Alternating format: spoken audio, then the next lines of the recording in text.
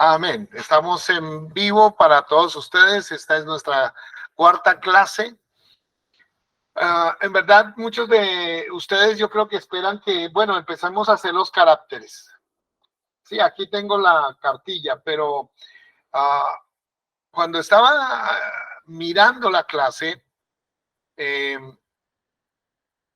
y oré al Padre y dije, bueno, necesito que tú me guíes para la clase. Y bueno, puedo enseñarles los caracteres. Estamos listos. Aquí tenemos un poco de tecnología para ayudarlos. Es más, tenemos, ¿cómo se llama? Un tablero aquí ya listo para ustedes, porque ustedes puedan entrar aquí. Lo tenemos listo. Es un tablero donde ustedes pueden ver que yo les puedo escribir a ustedes y ustedes pueden estar atentos. Tenemos todo listo, pero el Padre me hablaba y me decía, mire, mi pueblo tiene que ser entendido. A veces hay cosas a las cuales nosotros hacemos, no sé, aquí no lo he visto en Argentina, pero yo creo que sí había. Hubo una época en que los automóviles o los carros llevaban unos muñequitos y el muñequito solamente hacía así. Entonces íbamos en el carro, en la parte de atrás y el muñequito a toda hora hacía así. Yo no sé si se acuerdan ustedes. Y el muñequito solamente se mueve así. Pues de hecho, el carro se mueve, el muñequito sigue haciendo así. Y parece que los creyentes a todos le viven haciendo así. Son como el muñequito en el carrito. Y nosotros tenemos que tener dos cosas importantes. Por favor, escríbanlas. La primera, que cuando te hablen algo de la palabra, pregunte, ¿dónde está escrito? Eso es lo primero. ¿Dónde está escrito? Eso es importantísimo. ¿Dónde está escrito? Cuando tú hables de la palabra, tienes que decir, escrito está. Basta ya de escuchar cosas que no están en la palabra. Basta ya de decir, yo creo que es esto.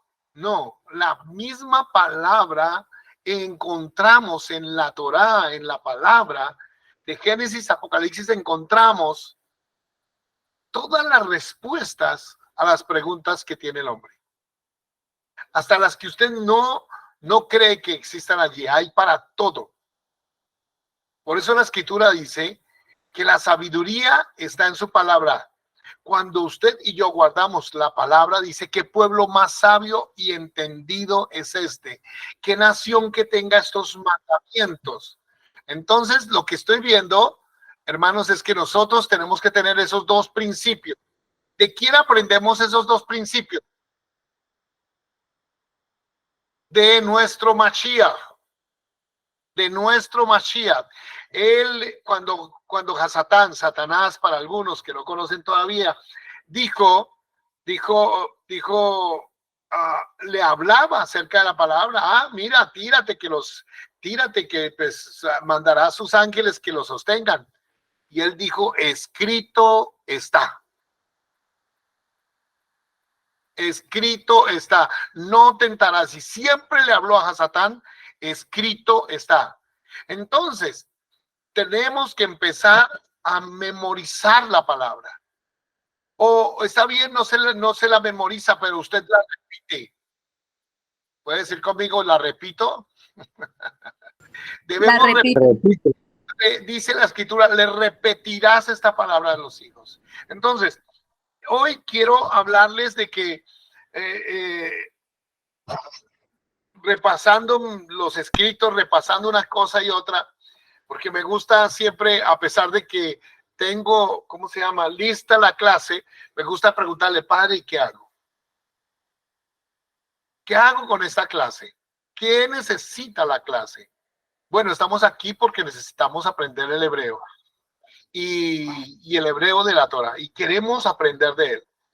Pero hoy quiero decirles que hay tantos secretos en las escrituras, y uno de esos secretos es, apunten lo siguiente, lo vamos a encontrar en muchas partes, desde el principio de las escrituras, desde la Torá hasta Apocalipsis, desde Bereshit hasta Gisayón. Y lo primero que quiero decirles es que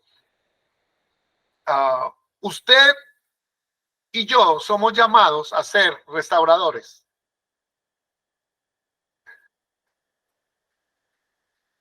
¿No? Sí. Tú y yo estamos llamados a ser restauradores. Y la restauración comienza por la palabra. En las clases pasadas vimos que la palabra va a ser restaurada. Y bueno, la palabra puede ser restaurada, pero alguien tiene que llevar el mensaje. Entonces, al llevar el mensaje, usted es un restaurador. Dice que en aquel tiempo habrá restauradores de escombros de muchas generaciones. O sea, no es de una, no son 100 años, no fue en 1500, no fue en 1400. Estamos hablando que la restauración de la palabra, miren lo que les voy a decir, tiene miles de años antes. Yo le podría decir que antes, pongan bien cuidado lo que les voy a decir, y esto en algún momento lo veremos, que la escritura la primera vez que fue traducida fue al griego. Desde esa versión llamada la Septuaginta, empezó a cometerse en errores contra la palabra. El enemigo sabe, como lo dijo Yeshua, un poquito de levadura leuda toda la masa, un poquito de desviarnos nos desviará por completo. Entonces, ¿qué necesitamos? Conocer la palabra. Necesitamos nosotros verificar. Entonces estaba diciendo que la escritura desde Devarim, se llama así, Deuteronomio, dice lo siguiente. Es más, está en Vallicra, ¿verdad? Lo encontramos en Levítico. No le vas a aumentar a la palabra ni le vas a disminuir a la palabra. Y eso es impresionante. Escuchen, hermanos, ya les voy a dar las citas, tranquilo, ahorita los ponemos en el chat, ¿cierto? En el chat, ahí las tenemos. Esto es impresionante. ¿Por qué es impresionante? Porque el enemigo, cuando le habló a Java, a Eva en el jardín del Edén, le aumenta la palabra, le quita la palabra. Y siempre eso ha tenido una repercusión, podríamos decir, podría decirlo de esa manera, en el hombre y en las cosas que el hombre haga, porque su palabra no puede ser cambiada. Aquí lo tenemos, está en Deuteronomio, para los que no conocen, Devarim, para los que conocen, y vamos acostumbrándonos a los términos hebreos. Deuteronomio 4:2 dice, no añadiréis, Deuteronomio 4:2, no añadiréis a la palabra que yo os mando, ni disminuiréis de ella, para que guardéis los mandamientos de Yahweh vuestro Elohim que yo os ordeno. Wow, ¿no? Interesante. Pero si vamos a Deuteronomio 12, en el 12 también vuelve y lo repite. 12:32. Cuidaréis de hacer todo lo que os mando, no añadiréis a ello, ni de ello quitaréis. Ya lo tienen ahí, Deuteronomio 12:32. Lo vamos colocando aquí en la pantallita azul. Cuidaréis de hacer todo lo que yo os mando, no añadiréis de ello, ni lo diréis. Vamos a otro verso.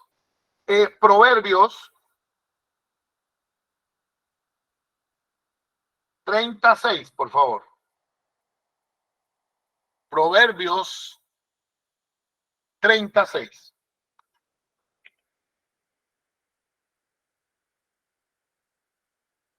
En Proverbios 36 dice, no añadas a sus palabras para que no te reprenda. Wow, mire lo que dice tan tremendo.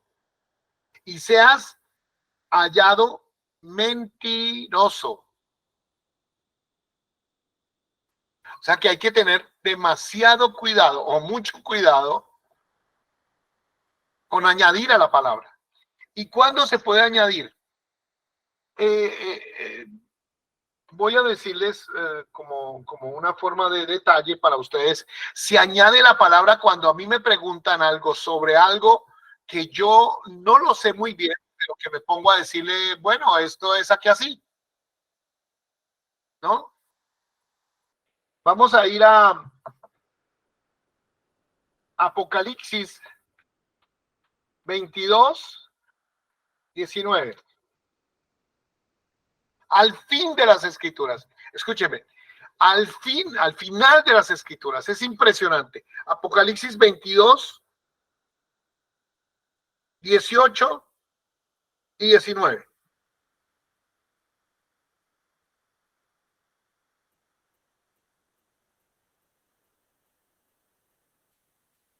Dice así: yo testifico a todo aquel que oye las palabras de la profecía de este libro. Dice así la Reina Valera: si alguno añadiera a estas cosas, Elohim traerá sobre él las plagas que están escritas en este libro. Y si alguno quitare de las palabras de este libro, de esta profecía, Elohim quitará su parte del libro de la vida y de la ciudad Kados y de las cosas que están escritas en este libro. Quiere decir que cuando le añadimos o lo quitamos a esta palabra, tiene que ver con ¿qué? Con vida eterna. Vida eterna. Escriban, hermano, ¿por qué la importancia de regresar al texto hebreo? Porque tiene que ver con vida eterna. Aquí está, dice: si alguno quitare, será quitada su parte del libro de la vida. Y lo más importante es que nuestro nombre esté escrito en el libro de la vida. Vamos a mirar por qué esto es tan importante. Porque cuando hicieron las primeras traducciones, empezaron a quitar, a cambiar los nombres, a deformar los nombres. No respetaron los nombres tal cual estaban en hebreo, sino que le hicieron una transliteración parecida a los demás idiomas. No solamente, tengo una lista de la palabra Jehová, y la palabra Jehová no solamente se dice en español de esa manera, se dice en otros idiomas de otras maneras. En los textos en inglés de las Biblias más conocidas, no está Jehová, no existe, dicen Lord. A donde está el nombre dicen Lord. La mayoría de las versiones que he encontrado lo quitaron. Entonces, es exactamente eso lo que quiero mostrarles a ustedes. El enemigo, bueno, usando hombres, se fue metiendo suavemente. Entonces, una mala traducción o una traducción errada nos daría una mala interpretación. Apunten eso.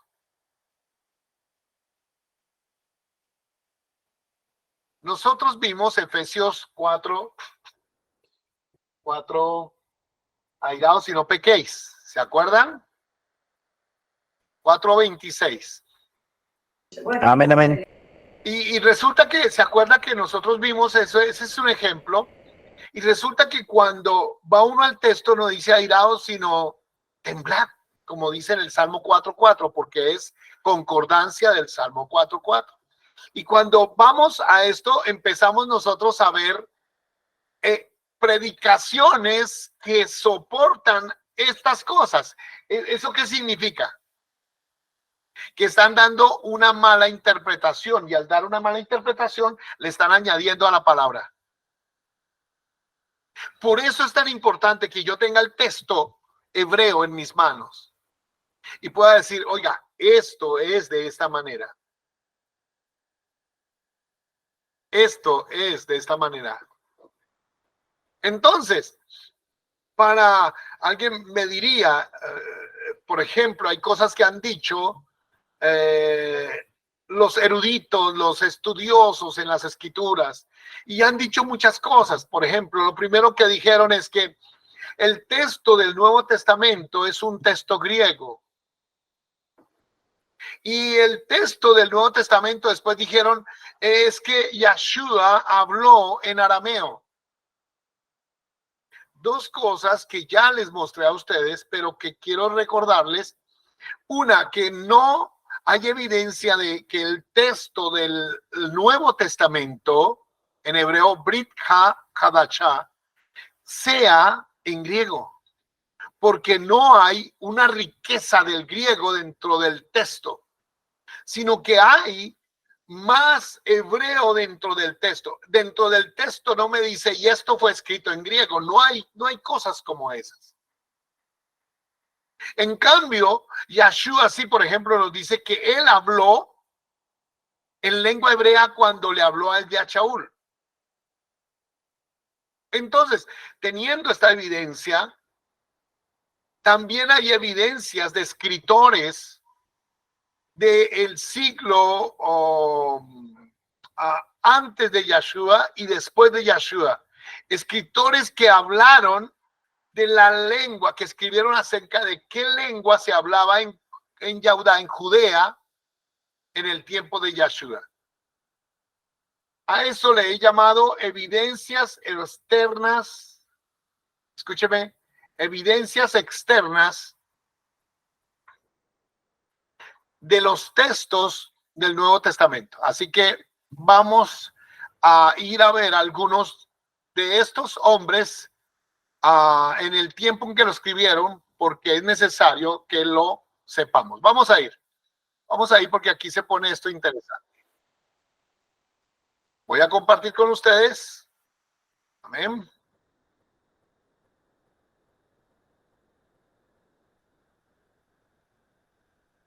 Listos. Se llama evidencias externas. Y voy a empezar por las evidencias externas del texto del Nuevo Testamento. Entonces, los escritores antiguos, ¿qué escritores antiguos, ¿no? En el tiempo de Yeshua, aquí está el tiempo, escribieron y qué dijeron?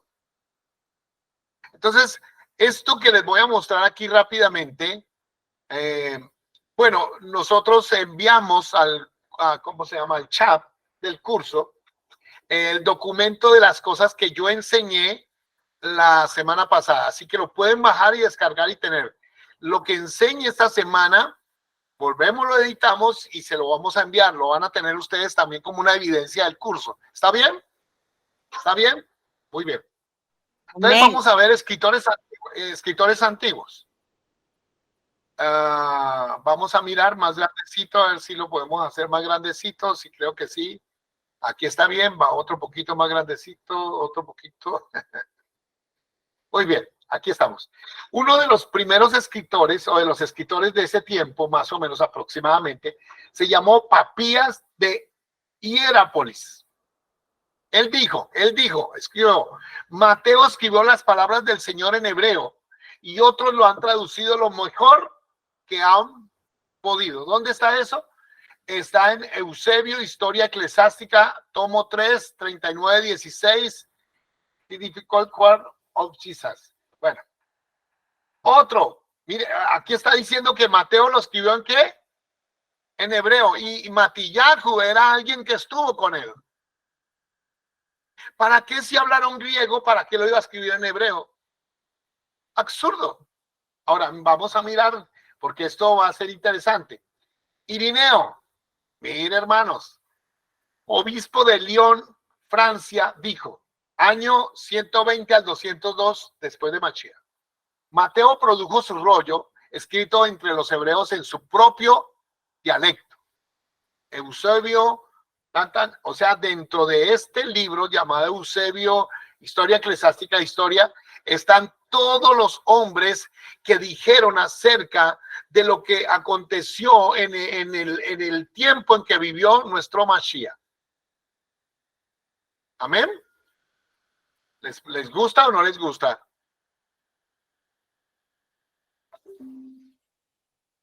Bueno, Orígenes. Yo creo que algunos han conocido a este hombre, ¿no? Han oído hablar de Orígenes. Siglo III, después de Mashiach, dice, el primer rollo compuesto en lengua hebrea fue escrito por Mateo. por aquellos que vinieron a la fe del judaísmo. Escuchen y pongan bien atención esto.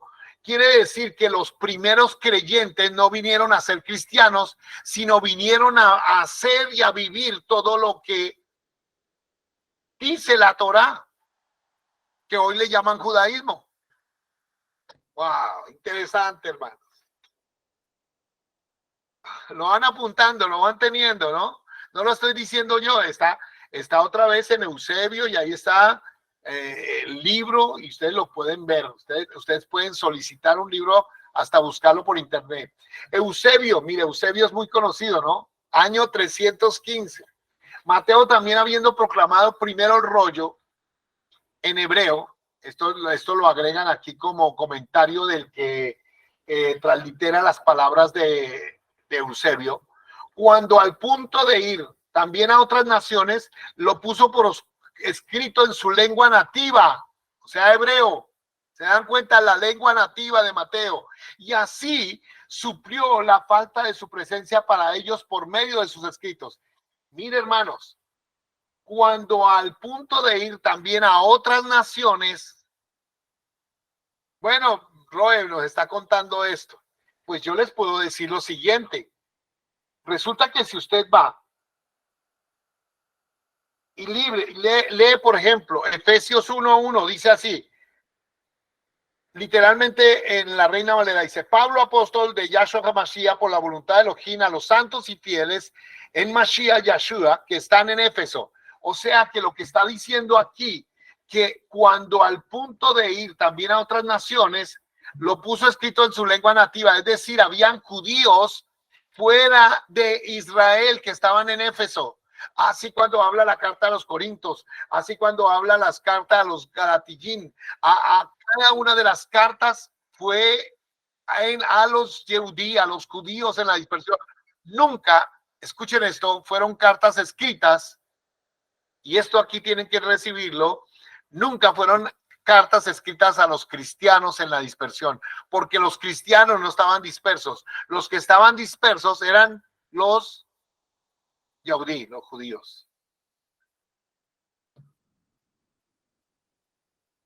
¿Están conmigo? Mire lo que dicen esto. Por eso yo dije, hoy tengo que contarles de esto. Por ejemplo, está Pantenus. Penetró tan lejos en la India, donde se informó que halló el rollo, según Mateo, que había sido entregado antes de su llegada a alguien que tenía el conocimiento de Mashiach, a quien Bartolomeo, uno de los emisarios, como se dice, había predicado el advenimiento de nuestro Señor Yahshua HaMashiach. O sea que fueron hasta la India, que alguien diga aleluya. Según el Evangelio de Mateo, había dejado ese escrito de Mateo en letras hebreas, el cual al volver a Alejandría lo trajo consigo. Que alguien diga wow, diga alguna cosa, o levante la mano, o haga alguna cosa. Creo que aleluya. En Eusebio, Historia Eclesiástica, ustedes pueden conseguir ese libro por internet. Está Epifamio, año 370. Dice, ellos, los nazarenos, tienen el Evangelio según San Mateo muy completo en hebreo. Mire, esto lo está diciendo ¿quién? En el año 370. Aleluya. Porque este evangelio se preserva ciertamente entre ellos como fue escrito primeramente en letras hebreas.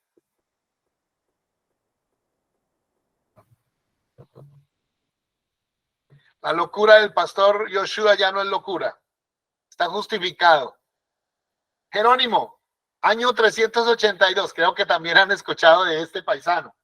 Mateo, quien es también Leví, y de colector de impuestos vino a ser emisario primero de todos los evangelistas, compuso el rollo del evangelio del Mashiach en Judea en el idioma y caracteres hebreos. Ahí está. Para beneficio de los de la circuncisión que habían creído. O sea, ¿a quién se le escribió el libro de Mateo? Era al pueblo de Israel, a los pueblos a los judíos. Dice, quien lo tradujo al griego no es suficientemente seguro. Dice, quien lo tradujo al griego no es seguro. ¿Se dan cuenta, hermanos? Además, el hebreo mismo se preserva hasta este día en la biblioteca, desmáyense, de Cesarea. De Cesarea. ¡Wow! Cesarea.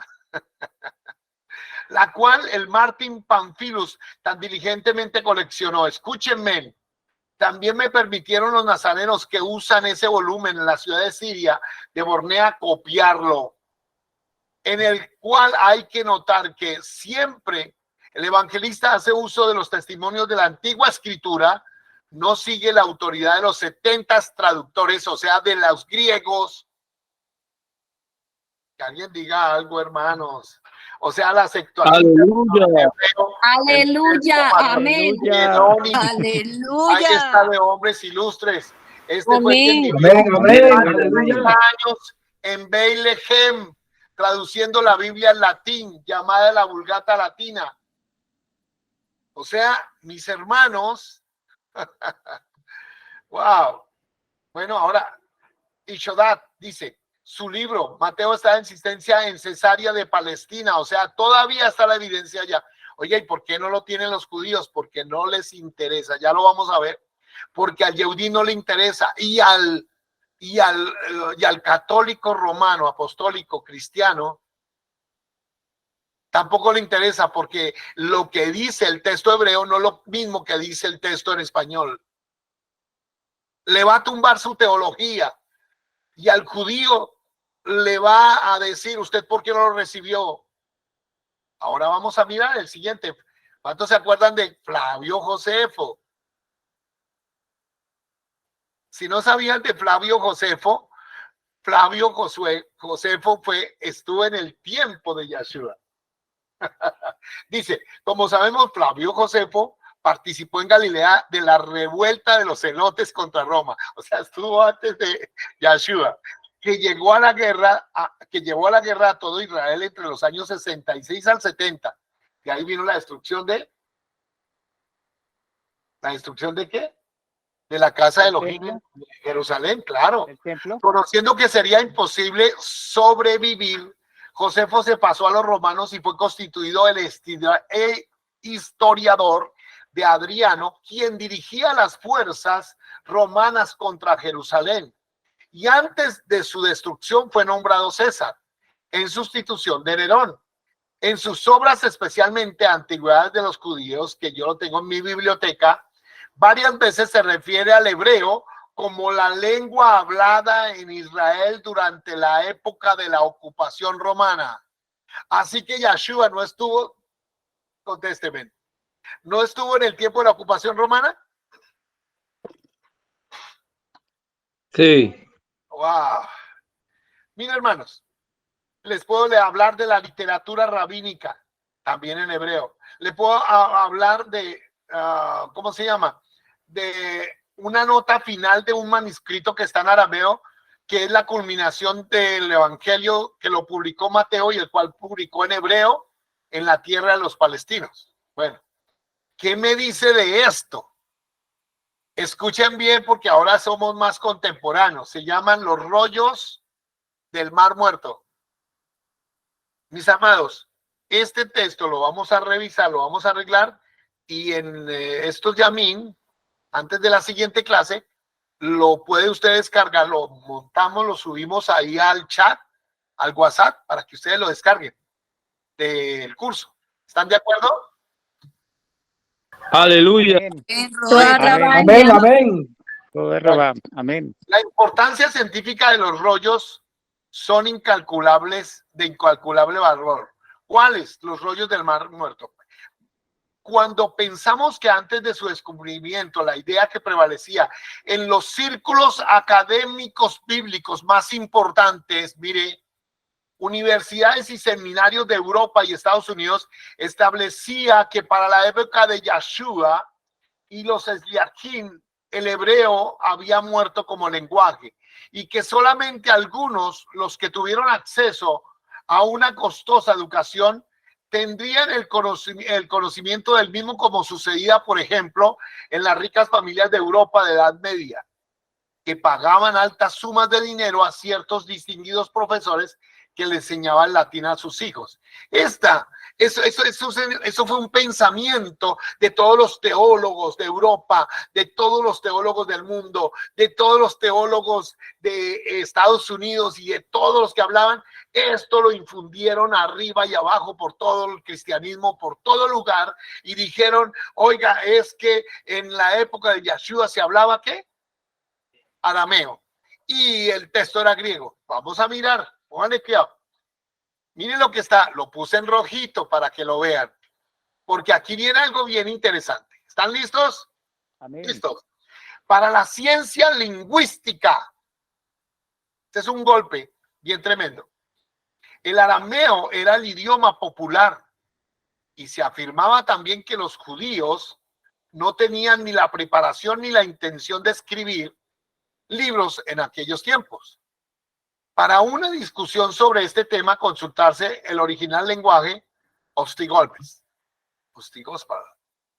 Por Eduardo Tarantatán, ¿no? Entonces, esto fue lo que dijeron, ¿no? La intención de esas jornadas no era escribir. El arameo era el idioma popular. ¿Esto quién lo decía?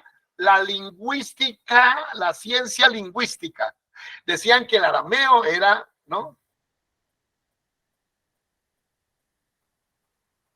En mi, ¿cómo se llama? Experiencia personal, cuando estuve traduciendo el texto de Daniel, que todos decían que era arameo, encontré algo espectacular, creo que ya se los dije, pero para recordar, refrescar la memoria, es que imagínense que cuando traduje Daniel, solamente las palabras de Nebucadnezzar, de Nabucodonosor, fueron escritas en arameo.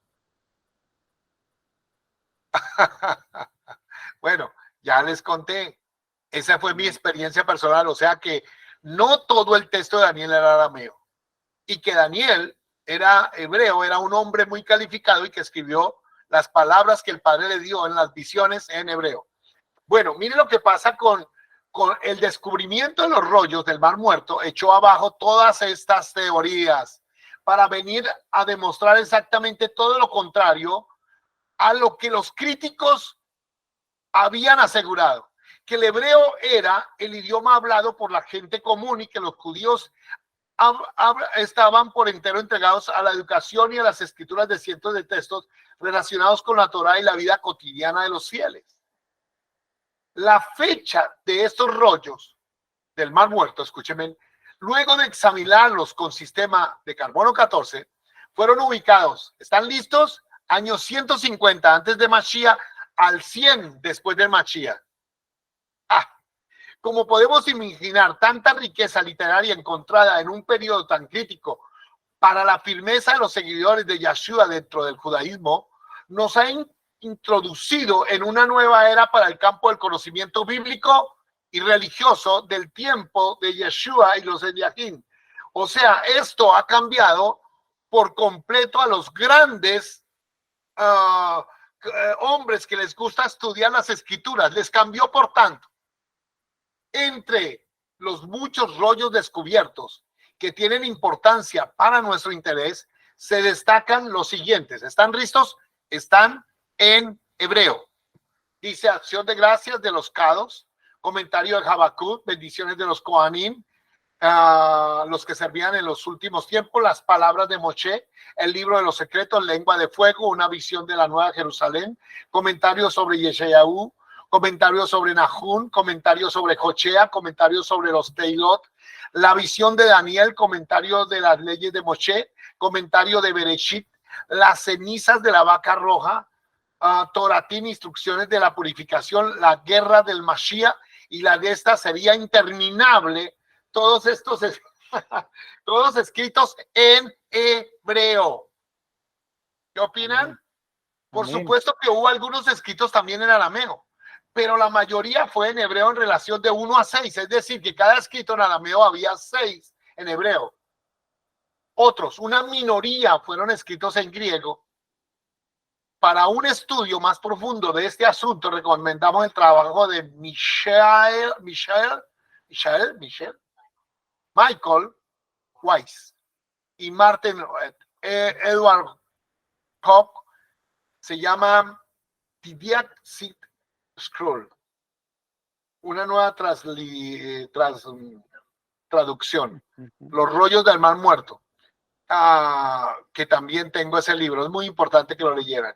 Frente a esta evidencia tan poderosa, termino esto, los eruditos bíblicos han comenzado a cambiar sus puntos de vista tradicionales para aceptar el hecho de que es necesario un entendimiento del hebreo y de la cultura hebrea para poder tener acceso pleno al mundo de Yeshua, porque si no tienes el idioma con que habló, ¿cómo podrá tener ciertas sus palabras?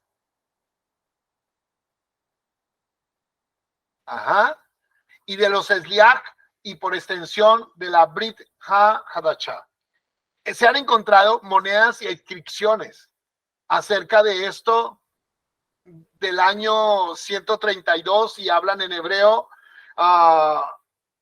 escritores contemporáneos, o sea, ya estos son teólogos últimos, dice William Sanford Labor, profesor de Fuller Theology Seminary, Seminario Teológico Fuller, Pasadena, California. Con el desarrollo de los rollos del mar muerto, parece ahora muy probable que el lenguaje de Yeshua habló fue el hebreo y no el arameo. Alguien diga, ¡wow! Wow. No, no, no. Wow. Frank Cross, Universidad. Wow.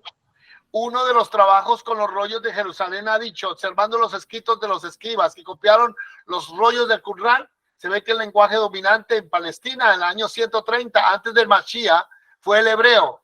Y desde y hasta el 130, los escribas del Qur'án se cometieron más errores cuando copiaban los textos hebreos. Entonces, ¿cuáles fueron los errores? Cuando empezaron a copiar en otros idiomas. Vamos a mirar, me gusta mucho, a ver, J.T. Mill, sacerdote católico polaco. Por ahí hay otro polaco, ¿no? ¿Cómo es que se llama? El padre, bueno. Y uno de los que participó en las excavaciones del Qumran Cueva 4, escúcheme, dijo que estos rollos prueban más allá de la duda razonable que el Misná hebreo fue el lenguaje popular de Judea en el periodo romano, citado por David Bidin. Amén. En Understanding the Difficult of Jesus, traducción del autor, ¿no? Eso ya no es mío. Y el inglés, excuse me please. Bueno, después de esto, hay la historia de los por favor, tiene tan amable la doctora Marilyn González de disculparme con mi inglés y mis hermanos de los Estados Unidos también. Aquí también hay uno que está a mi lado y se ríe cuando leo todo en inglés. Bueno, después de esto, historia de los manuscritos. Muchas versiones semitas del Pacto Renovado han llegado y que tienen cierto derecho a reclamar ser descendientes del texto semítico. Semítico significa del hebreo. Esas incluyen versiones hebreos del Shentot de Utilet, la versión aramea siriaca. Según el libro El escándalo de los rollos del mar muerto por Michael Pagan y Richard Lake, y las muertes que hubo por eso, porque los católicos no querían que se sacaran la verdad de esos rollos porque iban a desfigurarlos completamente, y los rabinos no querían que le dijeran que ese era al que a ellos habían colgado en el madero. Primero, que los textos de Qumran se vieron como pertenecientes a una época muy anterior a la conocida era cristiana, ¿correcto? O sea que los textos de Qumran, y pues ya les voy a decir por qué estoy diciendo esto, fueron mucho antes a la era cristiana. Segundo, se consideró a los rollos como una obra del Mar Muerto de la comunidad solo ortodoxa viviendo el judaísmo, divorciada de los principales corrientes de pensamiento social, político, religioso de la época. En especial, esa comunidad estaba divorciada del nacionalismo revolucionario mesiánico, ejemplificado por los defensores de Masada. Tercero, la comunidad de Qumran debe haber sido destruida durante una sublevación general en Judea entre el 66 y 73. Y dejó todos sus documentos escondidos por seguridad en cuevas cercanas. Cuarto, Las creencias de la comunidad de Qumran fueron presentadas como totalmente diferentes al cristianismo. Y ya voy diciéndoles por qué y qué nos va a revelar el Padre aquí. Y el maestro de justicia. Al no ser en los que están diciendo esto, lo que estoy leyendo, son los que estudiaron los textos que encontraron en las cuevas del Qumran. O sea, discúlpeme, no es un payasito encontrado en la esquina. Son personas que se dedicaron toda una vida a una traducción, que conocen manuscritos antiguos, y para eso tiene que pasar algunos años quemándose las pestañas para decir esto. Y dicen ellos que no fue cristianismo y que el maestro de la justicia, al no ser presentado como Elohim divino, no podía equiparse con el Jesús cristiano. Por eso mataron más de una persona cuando salieron aún monjes dentro de ellos a decir que Yahshua no era parte de ninguna trinidad. Quinto, como Juan el Bautista estaba demasiado cerca de las enseñanzas de la comunidad del Qumran, y eso sí lo creo, se sostuvo que no era realmente cristiano, sino un precursor, porque Yahuhanan ben Sejarya, Juan el Bautista, nunca fue un cristiano y él nunca habló del cristianismo. Ya nuestra mente y nuestro conocimiento se va a ir expandiendo y vamos a entender que el cristianismo fue la religión del Estado romano. ¿No? Ya lo vamos a ir entendiendo. En los rollos encontrados, escúchenme bien, hermanos míos, y por favor, tomen aire. Roe Tejerina, por favor, siéntese bien, porque de pronto se me va a desmayar. Entre los rollos encontrados está el rollo de Jacob, Santiago, y mi paloja el Diagino, o sea, Hechos, volviendo hacia así uno de los manuscritos más importantes que coinciden con la forma de la vida que vivieron en la escuela del Qumran y la vida de Yahshua como Yahudí. Significa este verso, que voy a sacarlos aquí, este verso está aquí: la verdad brotará de la tierra y la justicia de Chamaín se asomará. O sea, que quiere decir que hay muchas cosas,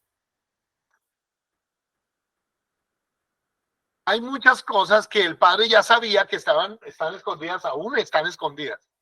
Han encontrado, por ejemplo, en las excavaciones, monedas del tiempo del rey David. Eso es wow, ¿no? Evidencias del reinado de él, una cantidad de cosas. Bueno, Laura Martínez me escribe y me dice: no entendí. Por favor, ¿qué tengo que repetir o me puedes preguntar, por favor, que no entendiste? Bendiciones. Una pregunta, es que eso que usted decía, que el cristianismo era de los romanos, esa partecita como que me confundí. ¿Cómo así? ¿Por qué? Bueno, el primero que habló de cristianismo fue Constantino, en el año 325. Bueno, no hay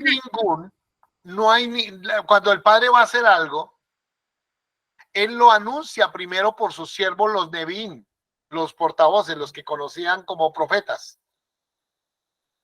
Resulta que ellos nunca dijeron: oiga, se va a levantar el cristianismo. No está escrito en ningún libro, en ninguna parte, pero sí está escrito que se levantarían falsos maestros que desviarían de la verdad a muchos. Eso sí está repetido, está dicho por Yahshua, está dicho por muchos. También está escrito por el Elías Shaul que las fábulas judaicas también no las escuchen ni las lean. Entonces, cuando vamos a los textos hebreos, el texto hebreo no tumba. Bueno, para contestarte la pregunta un poco más rápida, Laura, cuando estuve traduciendo del texto hebreo al español y encontré que, por ejemplo, un rey le dijo a Elías Shaul: por poco me persuades a ser cristiano. Allá él no le dijo eso, realmente le dijo: por poco me persuades a ser un ungido como tú. Eso es otra cosa, totalmente diferente. Ahora, ya cuando dice Si alguno padece como cristiano, no se avergüence. Allá dice, si alguno padece por el nombre de Mashiach, no se avergüence, sino exalte a Elohim por esto. O sea, nada que ver. El texto hebreo no contiene la palabra cristiano. Ya en el hebreo moderno ya es otra cosa. Entonces, amén. O sea, es el ungido, el ungido. Sí, es el ungido. Amén. Entonces, esperamos más sorprendentes hallazgos, pues hoy hay bastantes excavaciones en Israel y eso han salido una cantidad de cosas. Bueno, dice que hay una historia descubierta de Matillahu que se llama el Chentot de Utilet, porque eso fue en 1553 y la historia es que estaban estaban en el tiempo, ustedes van a leerlo aquí, dice que Jean Dutilet regresó a Francia con este descubrimiento donde permanece el Chentot de Dutilet en la Biblioteca Nacional de París hasta el día como el manuscrito hebreo 132. No es el único manuscrito. Usted puede entrar virtualmente a la Biblioteca Nacional de París, pedir una copia el PDF del texto hebreo 132, le dicen páguenos tantos euros y se la envían. Entonces, este es uno de los textos más antiguos conocidos. Pero resulta, hermanos, que hoy encontramos manuscritos, además de las cuevas del Qumran, los rollos del Mar Muerto y otros. Les quiero contar esto porque quiero mostrarles algunas cosas que son bien importantes. Los fragmentos encontrados desde penosos estudios, sin embargo, José O'Callaghan consiguió identificar varios de los fragmentos del pasaje de la Brit Hadashah. Escuchen, del Nuevo Testamento, esto es impresionante, en hebreo. O sea, los encontraron en hebreo de los rollos del Mar Muerto. Escuchen esto. Para que muchos sectores, tanto rabínico y cristiano, no son de su entera aprobación porque ellos hacen caer sus doctrinas respecto a Mashiach y sus doctrinas católicas. ¿Lo ven? ¿Lo ven? ¿Lo ven, hermanos? No le interesa a los rabinos porque les va a decir, aquí está su Mashiach, y no les interesa al católico porque le va a quitar todas sus divinidades. ¡Pah! Sale. Pero la relación que les muestro aquí son los textos de la Brit Hadashah, de las cartas encontradas, por ejemplo, 1 Timoteo 3, 16, 4, 1 y 3, Marcos 6, 52 al 53, Marcos 4, 28, Hechos 27, 38, Marcos, Santiago, Romanos, Segunda de Pedro, Marcos. ¿Dónde encuentra usted esto? Impresionante, mire, Nuevo Diccionario Bíblico Ilustrado, Editorial Pie. Lo tengo en mi biblioteca. Bueno, etcétera, ¿no? Y existe una cantidad de cosas halladas, ¿no? Y ya después vienen todos estos todo esto es sacado de todos estos libros que ustedes pueden ver aquí. Está la bibliografía, ¿no? De las bibliotecas donde estoy hablándole. Estoy hablando de muchos libros encontrados. Por ejemplo, se habla del Chentot de Dutilet porque es uno de los libros de Mateo más antiguos encontrados, pero resulta que ese libro también se encontró en bibliotecas en Rusia. Se llama la capital de Rusia, Moscú, y otro lugar, Constantinopla, que era Rusia, ¿no? Allá. Y dice que fueron descubiertos por otros personajes allí. Está la Alameda Pechita, está el Judaicón, y ya vamos a hablar de evidencias internas. Pero bueno, ustedes dicen, por favor, muéstrenos un texto antiguo. Bueno, ahí va. Se los voy a mostrar. Aquí va. Voy a dejar de mostrarles este por un momento. Y para los ratoncitos de biblioteca que les gusta ver algunas cositas, aquí está este texto antiguo.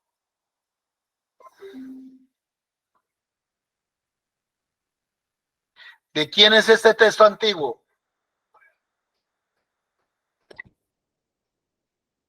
¿Alguien me puede decir de quién es este texto antiguo?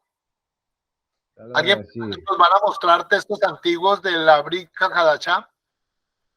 Mateo. ¿Quién dijo Mateo? Mateo. Siervo yo, Richard, ¿no? Richard, no hable a la ligera. ¿Dónde está Mateo ahí? No, porque como, no, disculpen, yo pensaba que era el libro que tenía, el texto de Mateo, porque como ha encontrado lo de Mateo, todo es rabá. Mire, por favor, ¿se acuerda lo que dijimos? Nunca adivine, nunca quiera suponer, es mejor pregunte. Y esto lo digo con respeto, pero con autoridad, porque por eso se inventan muchas cosas, nos inventamos muchas cosas. No sé si alcanzan a leer porque eso tiene un sello de donde pertenece. Dice biblioteca. Sí, se alcanza a leer, sí se alcanza a leer. Mírenlo, ahí se alcanza a leer. ¿De quién es? Vaticano. ¡Wow! ¡Bien! Un Biblioteca aplauso. Apostólica. Del Vaticano. Vaticano.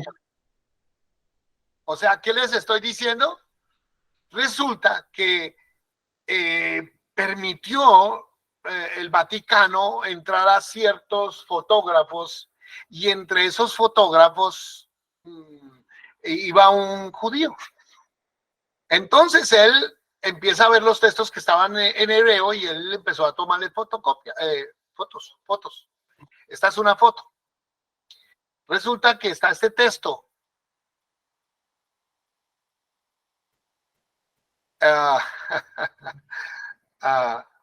Wow, este texto sí le da durísimo a muchos. Aún a mis contrincantes. Sí, porque una vez me dijo que Elohim era el verbo y eso no dice aquí. Este es la Besorá HaKadoshah Shel Yeshua HaMashiach. Miren lo que dice. Por boca de Yahuhanan. ¿Qué es esto? Entonces es Juan, el que ustedes conocen como San Juan. Peret primero, dice aquí, Peret primero. Berechit Haya, Hadebar, Hadabar, Haya, Eikel, Ha Elohim, Beja Elohim, Hu, Haya, Hadabar, Se, Haya, Berechit, es él. Elohim Kol, bueno. Bueno, usted lo va a poder leer también, tranquilos. Pero antes de que sigamos, le voy a mostrar lo que eso traduce. Voy a decirles qué traduce eso. Permítame.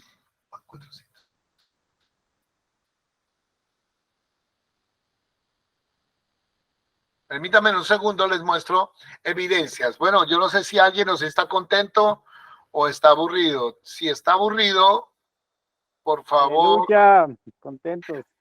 Tendría que... Alegre, feliz. Amén. Ya les voy a mostrar otro, así que les dejo esto para que lo vayan mirando, lo contemplen, le tomen fotos si quieren, hagan lo que quieran, pero les voy a mostrar otra evidencia, algo así grandecita. Esta evidencia es mucho más, podría decir, mucho más poderosa. Venga, a ver, vamos aquí. Página 400.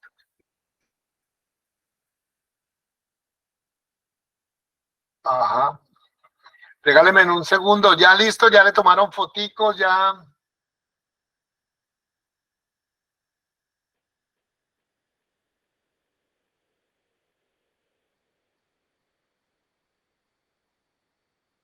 Ya les voy a mostrar aquí otro. Vamos a quitar este texto.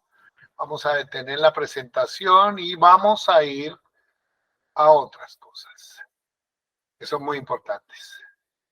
Ya les voy a presentar aquí una ventana y vamos a esta y comparto.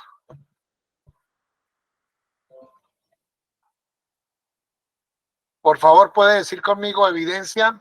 Evidencia. Evidencia. Evidencia. Evidencia. Esto es lo que traduce. Evidencia.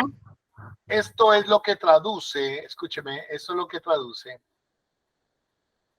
el texto que usted acabó de ver en hebreo. Dice, en el principio estaba la palabra y la palabra estaba junto a Elohim y en esa palabra estaba Elohim. Aquella estaba al principio junto a Elohim.